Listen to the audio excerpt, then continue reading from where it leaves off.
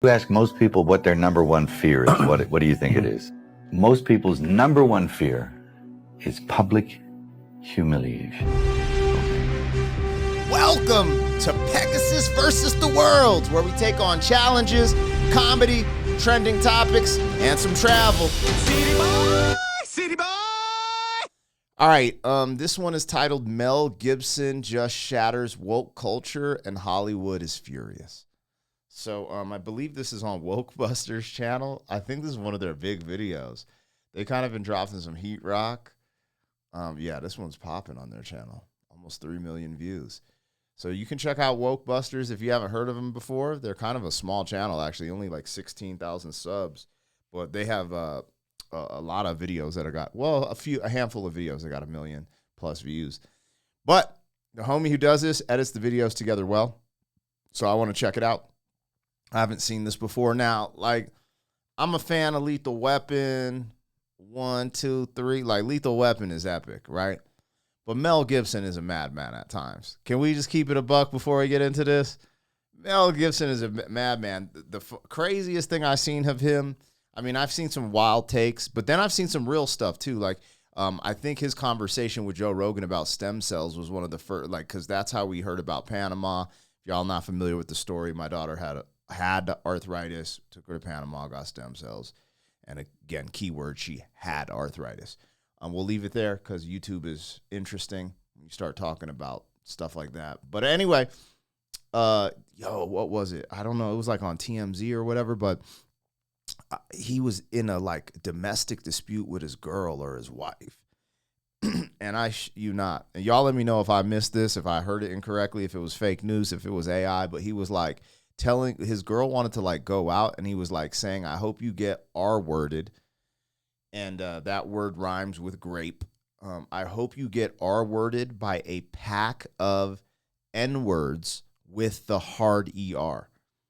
I was like, yo, what? Who is this? You know what I'm saying? It's funny too when you see some of your heroes dropping the N-word with the hard ER, right? Like Hulk Hogan, I think, did that too, but I could be incorrect. I just heard that Hulk Hogan. I'd never seen it. I saw the video of Mel Gibson. So just a funny little intro to get this one started. Let me know in the comments, though. If y'all here for it, like, share, comment, subscribe. All my other channels, podcasts, all that will be linked in the description if you want to rock with us and support the Humble Hustle. Let's go. This is Mel Gibson Just Shatters Woke Culture and Hollywood is Furious. You ask most people what their number one fear is. What do you think it is? Most people's number one fear is public humiliation. Okay. I don't give a fuck anymore. I'm not afraid of it. Mel Gibson's latest film, Sound of Freedom, is stirring up Hollywood. Known for his iconic roles in Mad Max and Braveheart, Gibson has faced controversy before. But this time, it's not just his acting in the spotlight, it's his stance against woke culture. In a 6-year-old interview with John Lithgow, Gibson predicted Hollywood's radical shift, saying, I've never seen Hollywood quite so shaken by anything. It's a little late, So we'll see how it all shakes down. Hopefully it clears the air a little bit. woke culture started as a movement for social justice. According to Gibson, it has now evolved into something that stifles creativity and silences opposing views. He describes it as a creativity-crushing, silence-enforcing beast and says, I've had enough. Gibson compares Hollywood to a group of priests who reprimand and exile anyone who doesn't conform to their beliefs. Generally passively sit by and tolerate. Yo, I'm watching this and I'm just thinking about, bro, Braveheart is crazy. And Mad Max is one of my favorite, like The Road Warrior. That joint specifically is like one of my favorite movies of all time. I'm just thinking about the roles he played because I came into this like, yeah, Lethal Weapon. Why that popped into my brain? I think it's because the intro, it was like a young version of him. But dang, you know, he's like, it's public humiliation, but I don't give a, man, I get publicly humiliated every day on these damn channels. Y'all be trying to go in on in the comments, bro. All right, let's see what's cracking. I forgot that he made Sound of Freedom. If you haven't seen Sound of Freedom, that movie will stir up some emotion and remind you that there's really some bad guys outside. And Gibson compares Hollywood to a group of priests who reprimand and exile anyone who doesn't conform to their beliefs. Generally passively sit by and tolerate any kind of nonsense, but If one of their priests utters something that resembles orthodoxy, well, then they spring into action, they reprimand him, and they bully him and do their best to cancel him. And it's succeeding. They drum him out of the service, you know. Off he goes. From the beginning, Sound of Freedom wasn't embraced by major studios. The film doesn't just sidestep political correctness, it tears it apart. It tackles the harsh reality of child trafficking in Latin America, a topic Hollywood, according to Gibson, tends to avoid. From day one, studios tried to suppress the movie, hoping it would fade away, but Gibson and his team had different plans. Instead of backing down, they devised a smart strategy, a staggered release across various countries. This not only kept the film in the spotlight, but also generated lasting buzz. The social contract. You can't get mad. You can't get mad. You can't let it get you, because you have to make a deal with everyone else, and it's almost unspoken that you are going to be fucked over at some point. This strategy was not just smart, it was revolutionary. Sound of Freedom not only shattered box office records, but also ignited discussions about corruption within the entertainment industry and Hollywood's hypocrisy. It's funny because me and my wife went and seen that movie, Sound of Freedom, because like it was just getting a buzz. And I was like, yo, what's this about? Then I seen the trailer. I was like, oh, we got to see this. And bro, man, it was a great movie, and the theater was packed. And that's what I heard. I heard it was just like, it broke, like, there were all these like what they would call woke movies dropping, and they all got boo-booed on by this. It's just because culture shifting. It was like all the woke movies got boo-booed on by, I think, Top Gun Part 2, Maverick or something. I didn't go see that. I'm over remakes, period. Like, I don't give a F if it supports it. I'm like, yo, I watch movie for quality entertainment when I do watch them. And I'm over remakes and stuff. So maybe I missed a good one. Maybe I'll catch it down the road. But like, yeah. Unlike most films that quickly disappear from theaters, this one generated continued debate, shedding light on the harsh realities of child trafficking. Sound of Freedom is smashing it at the box office and is being attacked continually by the mainstream. Is that because it's a box office success? The industry's response was swift and harsh. Mainstream media launched a series of attacks on the film, as Sound of Freedom posed a direct challenge to the woke agenda that dominates Hollywood. Rather than retreating, Gibson became the film's most outspoken advocate, calling out the hypocrisy of an industry that claims to care about social issues while staying silent on child trafficking. The recruiters weren't the guys. It wasn't some weird dude in a mask, glasses, and a white van. It was a woman. It was a non-threatening person. So this 17-year-old girl recruits this 10-year-old and was horrified what happened. So she promises this girl candy and ice cream, but what she finds is a bunch of guys that kidnapped her, shot her full of fentanyl, and she had to hear this 10-year-old girl for the next 2 hours gang rape. In recent interviews, Gibson has been candid in expressing that Hollywood has lost its way, prioritizing political agendas over authentic storytelling. In a world where deviating from the norms can lead to exclusion, Mel has returned stronger than ever. Yo, what's crazy about what he's saying is absolutely true. That's one of the biggest problems I have with movies and the entertainment industry. One, they're lazy. They're doing all these remakes. And what's funny is maybe I came from the best era, but a lot of the movies are from the 80s and the 90s. But they'll even take some stuff like some throwbacks that are just like classic and like they remake everything. And it's just like the worst remake of all time is Karate Kid with Will Smith's son. It's just a horrible movie. It makes no sense. Nothing lines up. I'm done with comic book characters. I'm not a Marvel or whatever guy. Like, all of that stuff is corny. The Avengers are corny as hell. All the Avengers is trying to tell you which way to vote. Like, it's just corny. It's bad. It's lazy. It's not creative. And it's funny because even as this isn't that creative, the movie that I actually like, like a guy movie, like, and that's the other thing. It's hard to find a place, like, they're like a space to feel safe. It's hard to find a space for men to be violent. It's hard to find a space for men to be violent. If I'm keeping it a buck, like, the only movie that has resonated with me at the at the age I'm at, and me being, born in the 80s but growing up watching 80s and 90s flicks, is John Wick. Yeah, that's that 90s, 80s, you know what I'm saying? But what's ironic, if you're into movies like that, I know that the concept of John Wick came from what was his name? John Woo flick, Hard Boiled. If you've never seen Hard Boiled and you love John Wick, go watch Hard Boiled. It is intense. It's a gun flick. Just change the audio to English because it's like a Chinese joint, but it's like one of the gun flicks that was way ahead of its time, you guys. Way ahead of its time.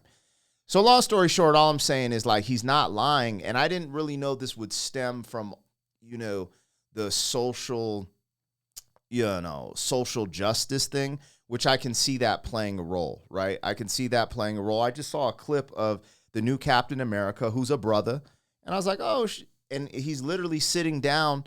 Oh, man, I don't know his name, but y'all know, like, he was like the Fly or something as one of the Marvel characters. He's just one of the random Avengers that they just probably, they probably just threw him in there because he is a brother. Because they're like, hey, we need some, we don't have a Mexican. Throw that, we need an Asian.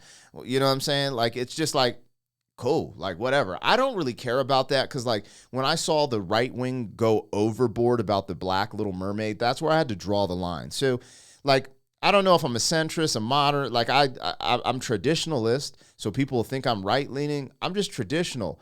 But when you're making remakes, right, and they remade The Little Mermaid and she's black, she's supposed to be white. I look at the premise, I'm like, why is she supposed to be white? Is she? And my daughter loves both Little Mermaids. She watches the movie with the black girl and the cartoon with the white girl with the ginger. You know what I'm saying? She loves them both. And I'm like, this is a fictional character. This ain't supposed to be historically correct. This isn't Roots. And when I say Roots, it's because I just found out Roots was fictional. Big part of it's fictional. When I'm over here thinking it's supposed to be all truth. But Little Mermaid's about a fucking mermaid. You guys let me know when you've actually seen a mermaid, and then we could talk about, this, you know what I'm saying? And then when you have seen a real mermaid, let me know their ethnicity. You know what I'm saying? They're like, well, it's in water all the days, so it has to be white because your skin would get wrinkled. No, man, who gives a F? It's a made-up thing. Anyways, there's interesting things, but that's one of the things where I'm like, bro, like maybe they were trying to do some social justice by making the Little Mermaid black, but who cares? Like, that's one where you're like, bro, give that one a pass. It's when they start, putting pronouns in kids' movies and start acting crazy. And that's when I'm like, bro, what are we doing? You know what I mean? Anyways, yeah, they're lazy. Hollywood is lazy. They're not creative. And they're definitely the concept of woke, because woke started out, that meaning was something totally different at the beginning. But the concept of woke, it's ruining movies. Like, I don't watch anything on Netflix except for anyways, I'm rambling. We're probably going to do a part 1 and part 2 of this because we're only halfway through, but this is what this is about. Some conversation. Anyways, we're watching Mel Gibson just shatters woke culture and Hollywood is furious. For Gibson, the true hypocrisy in Hollywood lies in its readiness to cancel anyone who steps out of line while conveniently ignoring issues when it benefits them. That's how this town has been running for so long. They'll mute you. They'll try to mute you at all costs. Sound of Freedom has revealed the flaws in Hollywood's facade, demonstrating that while some commend its courage, many within the industry choose to dismiss it as fear-mongering. However, with support from a global audience and Mel Gibson's determination, the film not only survived but thrived. It has left a lasting impact on the film industry and challenged the norms that Hollywood tries to enforce. From beginning to end, it's very brief. He says, women on film, either naked or dead. Both is better. And it's like, whoa. Ooh. In today's... What's crazy is what he just said would be considered woke nowadays. Right? Because, like, a dude is saying this woman needs to fulfill a gender role. Okay? Meaning that she needs to be objectified by her beauty in the movie, or we need to set up an emotional plot where she passes away and people are attached to that. That's the only role a woman could play. That's what he was just saying. That's what he's saying. I'm guessing a director told him that. And he's like, whoa, hold on. Let's get creative. Let's change things up. Which nowadays, that's what's so funny about this. I'm actually in agreement. Like, I'm not saying women shouldn't have lead roles kicking ass. So one of the greatest movies of all time, in my opinion, is Hunger Games. This is awesome. Seeing Katniss whoop some ass, Terminator 2, Sarah Connor, Like, I'm cool with that. But when you get on Netflix, you would think there is no men available for action roles anymore. It's like crazy. You're like, I know there's women that are badass. Typically, they're outliers because women, typically, you see the UFC. Those are the outliers of that kick ass. But that ain't every woman. So you'd be like, you trying to watch a dude flick where a dude's kicking ass, and you could barely find one these days.